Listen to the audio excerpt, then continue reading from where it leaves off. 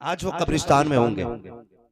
आज जब फरिश्ते ना नेकियों की गठरियां कब्र में जाके फिर खोलते होंगे और उन नेकियों के बदले में अल्लाह कब्र में रोशनी देता होगा, तो वो कब्र में लेटे हुए बंदे कहते होंगे कि आज ये उजाला किधर से आ गया।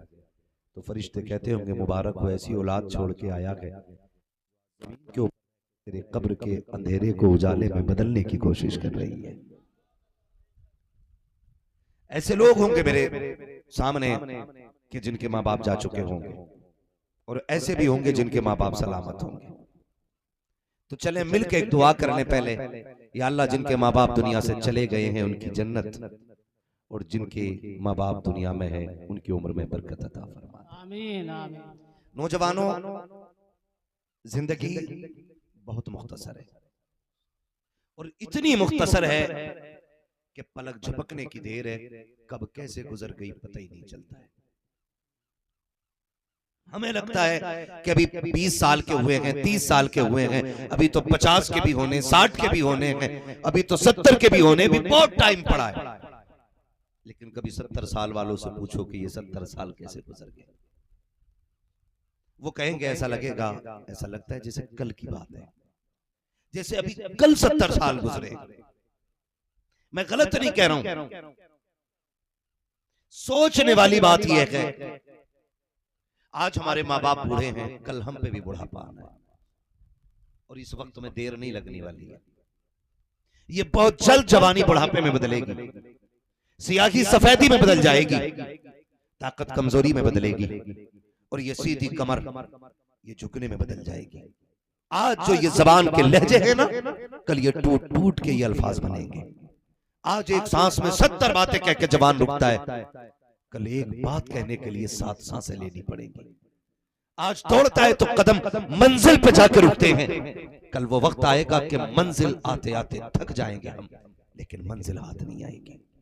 नौजवानों, याद रखिएगा, माँ बाप के बारे में बुजुर्गों ने फरमाया ये वो किताब है जिन्हें आप लिखोगे और इस किताब को पढ़ के आपको आपकी औलाद सुनाएगी।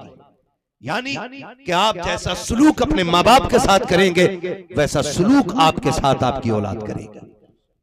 ये मत सोचिएगा कि मेरे बाप ने मुझे नहीं पढ़ाया था, मैं बेटे को एमबीबीएस बना रहा हूं, मैं बेटे को आईपीएस बना रहा हूं। याद रखिएगा, अगर खेती लगती है ना तो फिर आम के पेड़ पे आम आया करते हैं, अमरूद के पेड़ पे अमरूद उतरा करते हैं। कभी याद रखिए नीम के पेड़ पे खजूर नहीं उतरा करते हैं। याद रखिएगा, कभी गन्नों की फसल के ऊपर अनार नहीं उतरा करते हैं। जो बोते हो वही काटोगे। अगर तुम बाप की इज्जत करोगे, अगर तुम जाहिल भी हो तो तुम्हारी औलाद तुम्हारा एहतराम करेगी, और अगर तुम माँ बाप की नाफरमानी करोगे, लाख आईएएस आईपीएस बना लो। अभी कुछ दिन पहले की बात है, एक बाप का इंटरव्यू लिया गया, जब उससे पूछा गया क्या बात है, वो रात के सन्नाटे में रोड पे बैठा था, कहा तेरा कोई है कि नहीं। उसने कहा मेरे बेटे की इतनी तनख्वाह है कि कई लाख रुपए महीना कमाता है। कहा फिर तू रोड पे क्यों है, कहा उसकी हवेली में मेरे लिए जगह नहीं है, उसने घर से निकाल के बाहर खड़ा कर दिया है। तो तुमसे किसने कह दिया कि आला तालीमें जो होती है वो बाप की इज्जत का सबब बनती है, आला तालीम बाप को वकार देती है। नहीं, खुदा की कसम, जैसा करोगे वैसा भरोगे। अगर तुम बाप का एहतराम करोगे, तुम्हारी औलाद तुम्हारी इज्जत करेगी। अगर तुम बाप की तौहीन करोगे तो भूल जाना कि तुम्हारी औलाद तुम्हें सर पे रखेगी। खुदा का वास्ता, अगर अच्छे दिन चाहते हो, बाप की कदर किया करो, तुम्हारी आने वाली नस्लें तुम्हारी इज्जतें करने लग जाएंगी। बहुत खूब, बहुत खूब, सुभान अल्लाह। इज्जत करो माँ बाप की, कदर करो माँ बाप की। माफ कीजिएगा, मुझसे लोग कहते हैं यार पैसे देते मुसाफा करके 500 रुपए, कहते हैं ना दुआ करना। दुआ अद्दुआ मुख्कुल इबादत, दुआ इबादत का मकसद, दुआ मोमिन का हथियार है। ये मैं दुआ का मुनकिर नहीं, लेकिन तरीके का मुनकिर। जिस तरीके से हम दुआएं करा रहे हैं ना, इनसे नतीजा कुछ नहीं। 500 रुपए दिए, हुजूर ने 500 देके तो 1.5 मिनट की दुआ कर दी, और किसी ने हमें 2000 देके का दुआ कर दी, हमने 5 मिनट की कर दी। तो बताओ ये दुआ है कि बाजार है? बोलो भाई, पैसे लेके दुआ, पैसे दे के दुआएं ले रहे हैं। नौजवानों, आपसे गुजारिश है, एक एक बंदा मेरी बात गौर से सुने। आपका बाप किसान है, मजदूरी करता है, मिट्टी ढोता है। आपकी माँ घर का गोबर उठाती है, मिट्टी लगाती है, उसके नाखूनों में गोबर भरा रहता है। फिर भी अगर घर से निकलो ना, उसके मिट्टी वाले हाथ अपने सर पे रखवा लिया करो, उसके मिट्टी वाले हाथ सर पे रखवाया करो। वो बाप जो दिनों रात खेत में काम करता है, उससे दुआओं की दरखास्त किया करो। ये नहीं कि मेरा जुब्बा कुब्बा अच्छा है तो मेरी दुआ जल्दी कबूल होती होगी। ये मिजाज हमने बना लिया। भाई मेरे सर पे पकड़ी है तो मैं दुआ करूंगा और सीधे आसमान से टकराएगी जाकर के दुआ। फरमाया गया कि माँ बाप की दुआ औलाद के हक में नबी की दुआ की तरह हुआ करती है। जिससे दुआ लेनी थी उससे दुआ ले ही नहीं पाए, और जिसकी दुआएं देर से कबूल होनी थी उसकी चौखट जाके पकड़ ली। हमें हुआ क्या? मैं तुम्हें बताऊं, पैगंबर इस्लाम की चौखट है।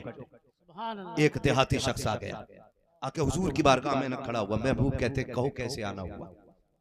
का बड़ी तमन्ना थी देखने की, बड़े चर्चे हैं आपके। का फिर तुम कैसे आए? उसने कहा सुना है जिससे आप राजी होते हैं उससे खुदा राजी हो जाता है। मेरे महबूब कहते हैं ऐसा ही है।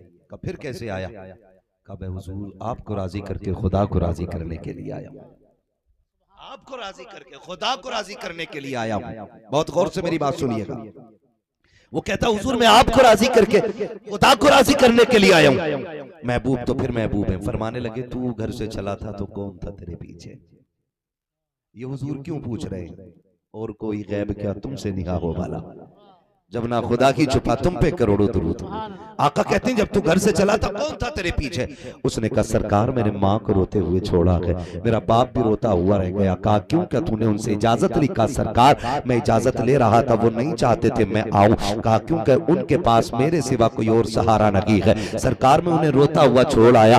मेरे नबी ने गुलाम के कंधे पे हाथ रख के कहा फिर तुझसे किसने कह दिया कि बाप को रोता हुआ छोड़ के आए और मेरी चौखट पे आके तुझे रब की रजा मिलेगी? आका फरमाते तुझे रब की रजा चाहिए? कहा जी। फरमाया वापस चला जा, जिन माँ बाप को रोते हुए छोड़ के आया है जा उनको लबों पे मुस्कुराहट दे दे, मदीने वाला भी राजी हो जाएगा, काबे वाला भी राजी हो।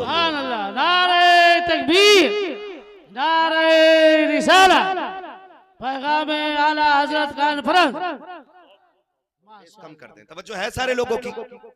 हुजूर फरमाते हैं जिन्हें रोता हुआ छोड़ के आया है जा उनके लबों पे मुस्कुराहट दे दे। अब मैं पूछना चाहता हूं, आज जो लोग कह दिया करते हैं सरकार बरकत नहीं हो रही है, कहता 8 दिन टांगे दबाते रहो बरकत होने लग जाएगी, 6 दिन चिराग जलाते रहो बरकत होने लग जाएगी, 27 जुमेरातों को आके चक्कर लगाओ बरकत होने लग जाएगी। हाथ जोड़ के कहता हूं मजारों के चिल्ले करने वालों, मैं मजारों का मुखालिफ नहीं हूं। मजारात वो जगह होती है जहां पे दुआएं मकबूल हो जाती है, मगर शर्त है मजार में अल्लाह वाला लेटा हुआ होना चाहिए।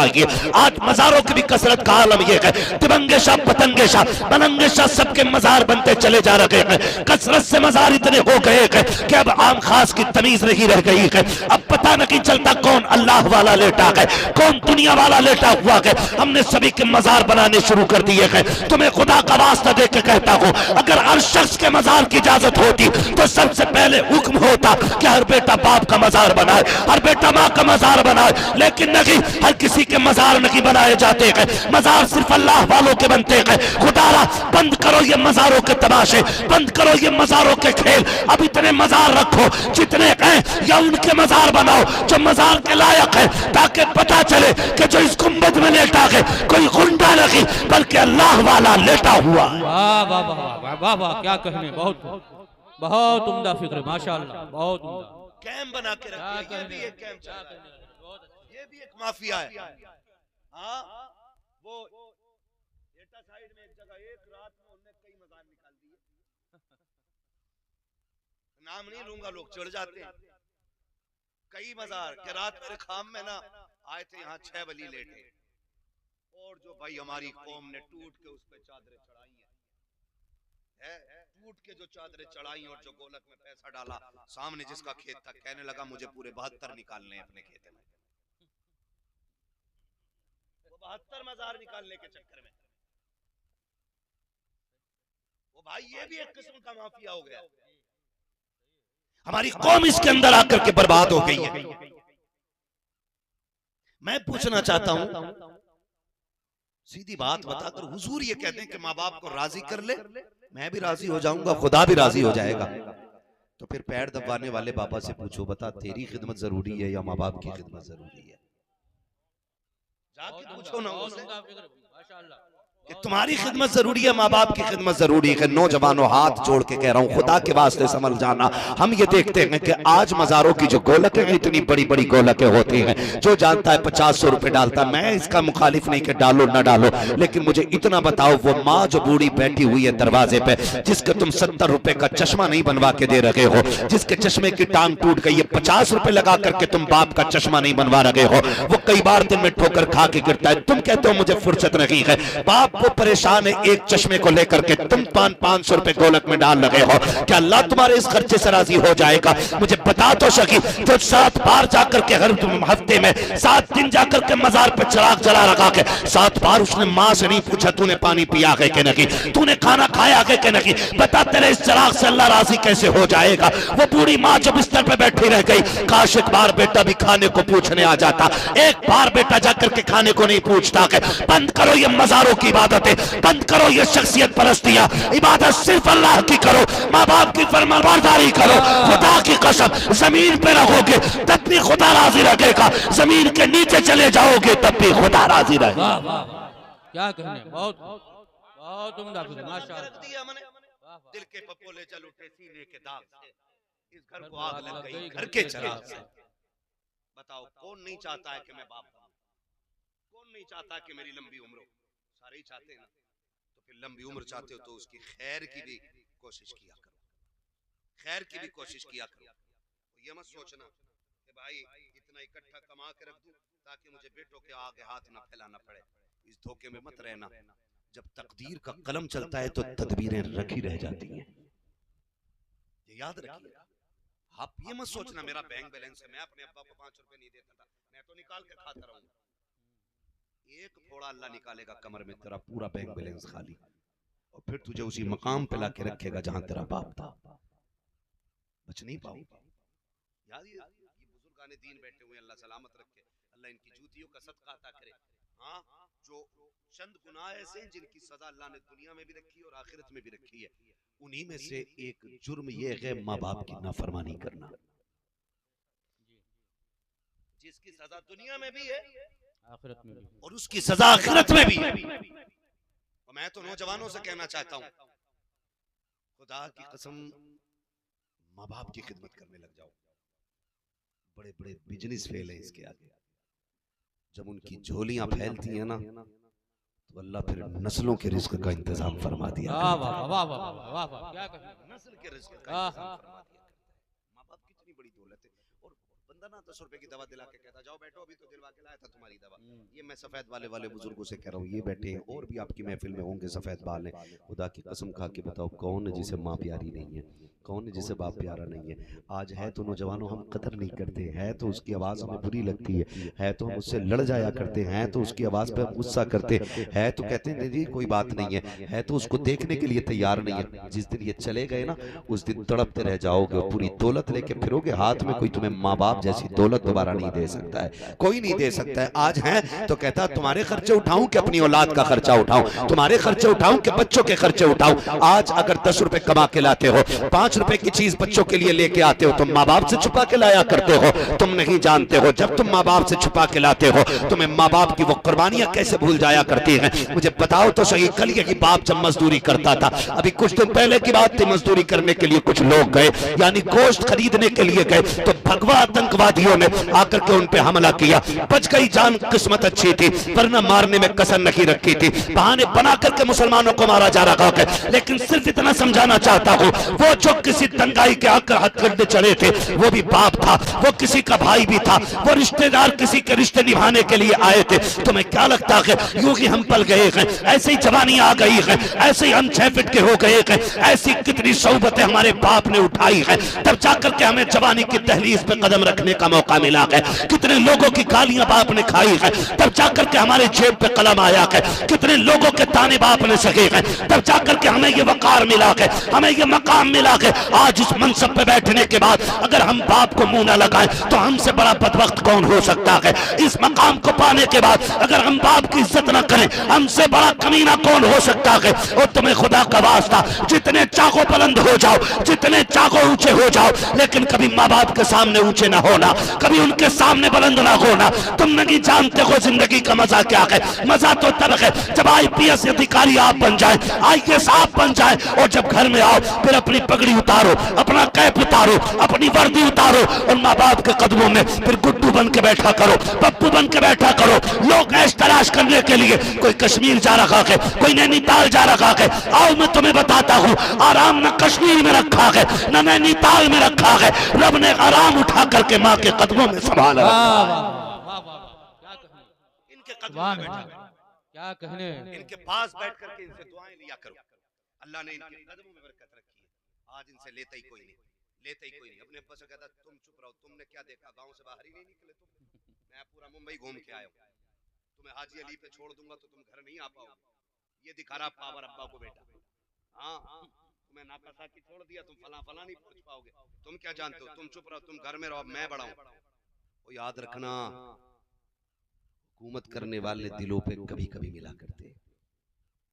हजरत हुजूर कह के तो दुनिया आवाज देती है, जब नाम लेने वाले दुनिया में होते हैं ना तो फिर जीने का मजा ही कुछ और होता है। फिर जीने का मजा ही कुछ और होता है।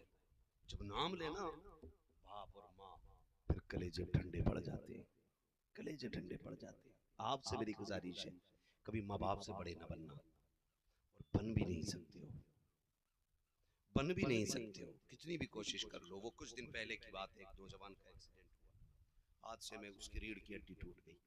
तो अब कुछ नसें उसके साथ डैमेज हुई तो हाथ काम करना छोड़ गए। शादी हुई थी, बीवी ने कहा तलाक चाहिए। कहा क्यों? कहा तेरे जैसे अपाहिज के साथ कौन जिंदगी गुजारेगा। बीवी छोड़ के चली गई। वो कहता है कि जो मेरे दोस्त थे ना, जो मेरे साथ रोज दावत खाने आते थे, रोज शाम का खाना मेरे साथ खाते थे, जिस दिन से एक्सीडेंट हुआ 2-3 दोस्तों के अलावा सैकड़ों दोस्तों में से कोई नहीं आया। कहता जब मेरी आंख खुलती सुबह को तो मेरे पास कोई नहीं होता, मेरी बूढ़ी माँ मेरे पायती में बैठी हुई मिला करती थी। अल्लाह, ये माँ बाप होते हैं। बूढ़ी माँ कहता मेरी पायती में बैठी मिला करती थी, कोई नहीं होता था मेरे बिस्तर में।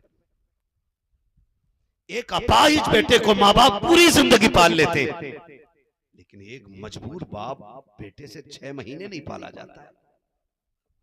6 महीने में तंग आके कहता जी दुआ करो अल्लाह को मिट्टी प्यारी हो जाए। अब अब्बा की हालत नहीं देखी जाती। और शर्म कर, जिसे तू लावारिस या मोहताज अपाहिज समझ रहा है, तू नहीं जानता है जब इसे ठोकर लगती है ना, अल्लाह इसके इस अमल से राजी होकर के तेरे घर में रिस्क की बरकतें नाजिल फरमाता है। तुम्हें क्या लगता है तुम मुंबई जा रहे हो, तुम यहाँ नाच पढ़ रहे हो, तकरीर कर रहे हो और पैसे आ रहे, ये तुम्हारा कमाल है, इसमें तुम्हारी शान है? नहीं, ये जो इज्जतें मिल रही है ना, ये माँ बाप की ठोकरों के सदके में मिल रही है। माँ बाप की ठोकरों के सदके में। आप कभी ये फैसला ना कीजिएगा कि नहीं हम बताएंगे तुम्हें क्या करना है। मैं तो आज भी कहता हूँ कभी उनके पास बैठ के पूछो अब्बा क्या करना है, उसका दिल बड़ा करो। हम बड़े जालिम हो गए, बड़े जालिम हो गए, पीर के पैर दबाने बैठ जाते हैं। वो अब्बा जो रोज थक के आया 2 मिनट उसके सरों में हाथ नहीं डाला, तुमने सर में हाथ नहीं डाला, कभी उसके हाथ नहीं दबाए, वो दुनिया चूमने आती। माफ कीजिएगा अभी मेरी रवैये से शायद किसी को बुरा लगाओ, मुझे अच्छा नहीं लगता है कि हाथ पैर ऐसे चूमो चाटो, उड़ के लग जाओ, मौलवी को नोच के ले जाओ। क्या नतीजा भाई, हमें चूमे चाटने में लगे हो, हम तुम्हें हजरे असवद नजर आ रहे? क्या रवैया है ये? बात करने आए हुजूर के दीन की, कोई ताजमहल नहीं है। बस हमारी बातें सुन लो, ये सबसे बड़ी बात। जो हमें चूमने चाटने भागते हो ना, उसके बदले में बाप का तलवा चूमना, माँ के हाथ चूमना, खुदा की कसम जितनी बार चूमोगे अल्लाह उतनी बार हज मकबूल का सवाब अता फरमाएगा। वाह, क्या कहें, बहुत उम्दा। भाई ना हमें तो कतई मत चूमा करो, बिल्कुल नहीं करना है। मुसाफा करो, हुजूर की सुन्नत है। ये चूमा चाटी हमारी समझ में नहीं आती। मुसाफा करो, चूमना तो उनके कदमों को चूमो। और कई है ना, हमारे पीर साहब ऐसे थे, हो हाथ छुए मैंने, रूई की तरह थे। तो मैंने कहा रूई की तरह होना ये जन्नती होने की बशारत है? किसी हदीस में है जिसके हाथ रूई के हो वो जन्नती है? किसी किताब में है कि जिसके पैर रूई जैसे हो वो जन्नत में जाएगा? सुन, रूई वालों की तो बशारत नहीं है, अलबत्ता जिनके हाथों में ठेठे हों हुजूर ने उनको बशारत जरूर अता फरमाई है।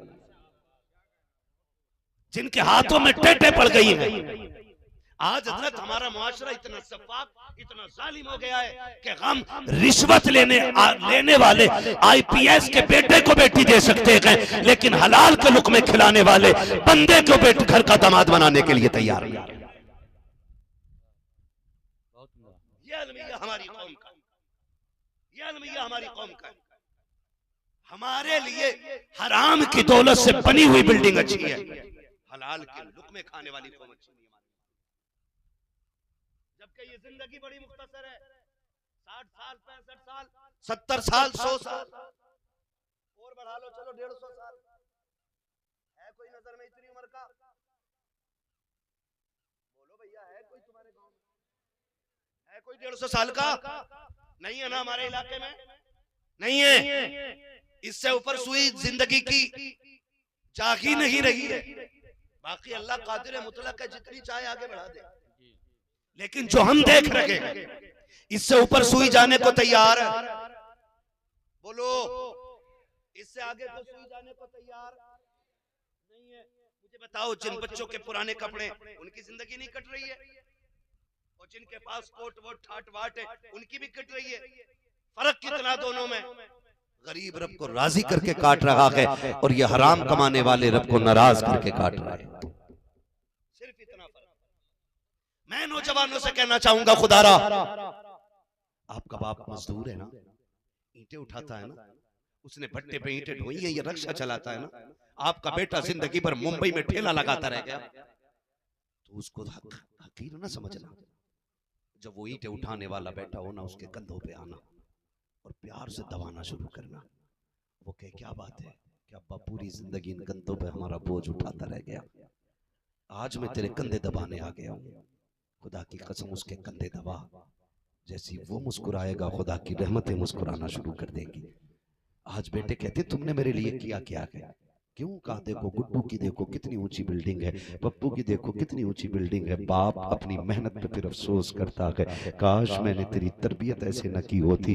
मैं नादान रक्शे चलाता रह गया ताकि तू हलाल के लुक़मे खा सके, मैं लोगों की मजदूरी करता रह गया ताकि तू हलाल के लुक़मे खा सके, ताकि मेरी औलाद जहन्नम से बच जाए। मैंने तेरे लिए पूरी जिंदगी रक्शे चलाए हैं। और फिर औलाद कहती, तुमने हमारे लिए किया है। नौजवानों, मैं आपसे कहना चाहता हूँ, अगर आपका बाप मजदूर है तो उसको सर का ताज बना के रखिएगा। अगर आपके बाप ने रातों दिन मेहनत की है तो उसको सर का ताज बना के रखिएगा। इसलिए कि जब कभी सन्नाटे के वक्त में वो रात को लेटा हुआ हो, अपने बाप के पैर दबाना और कहना, एहसान है बाबा तेरा। वो कहे, किस बात का एहसान? कि तूने लोगों की तरह हराम के लुक़मे ला करके हमारे जिस्म को जहन्नमी नहीं बनाया। ए मेरे बाप, तू खून बहा करके किसी का आँख छीन के नहीं लाया था, बल्कि पसीना बहा करके हलाल के लुक़मे लेकर के आया था। अल्लाह उसी हलाल के सदक़े में तुझे भी जन्नत देगा, तेरी औलाद को भी जन्नती बना दे। वाह वाह, सुभान अल्लाह।